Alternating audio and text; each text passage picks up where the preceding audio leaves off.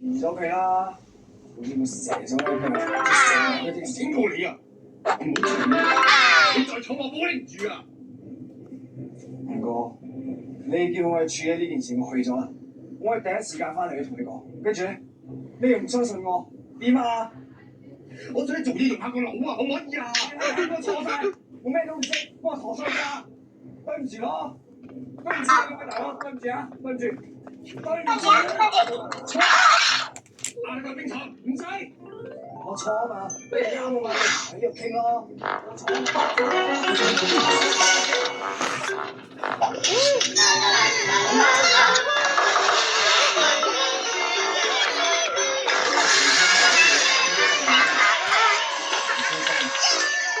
你話呢個正常嘅主使嘅，我仲要點樣去？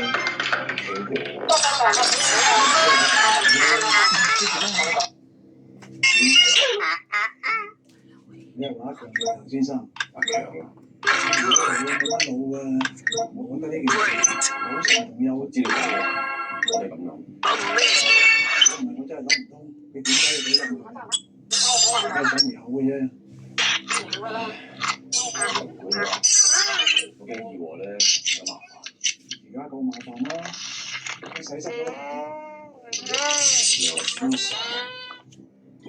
好多呢個暗殺，呢個咪前程佢後台都有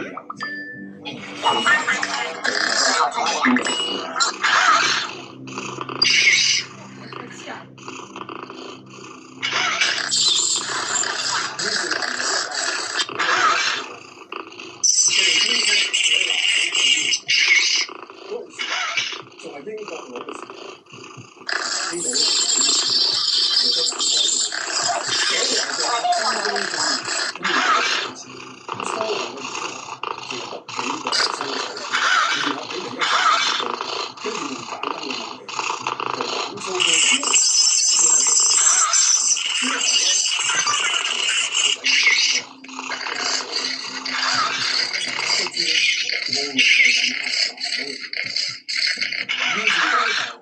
以和為貴，呢個係以和一定要嚟嘅。等到大家嘅信任一定都冇改，去到今時今日，南港跟住收租，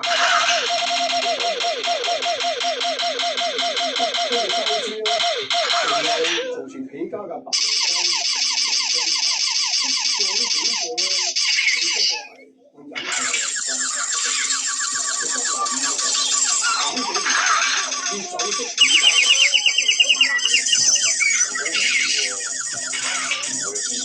南港嘅當時有佢自己嘅合作模式，如果有人擔心，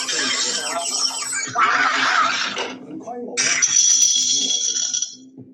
陳先生，何月何業兵嘅老公因為佢發現你正常咧，本來應該但係南島一直以嚟冇女人家，所以人哋交咗俾而話交完係陳仲有其他少，跟住落嚟咧就係宿仔堅強，呢條友仔為咗條仔，成日推入差館，就因為佢中意搞事，就安排咗佢打嚟義和嘅兵廠。咁管理帳數咧係發叔，而打理兒行同埋工人宿舍嘅咧阿博。近排咧，佢上位上化，甚至乎都同佢差唔多係平起平坐。仲有啊，陳昌漢身邊有條友喺我呢條路咧，係跟走入南港避難。而家咧，佢成為陳昌漢嘅得力助手。呢班罪犯。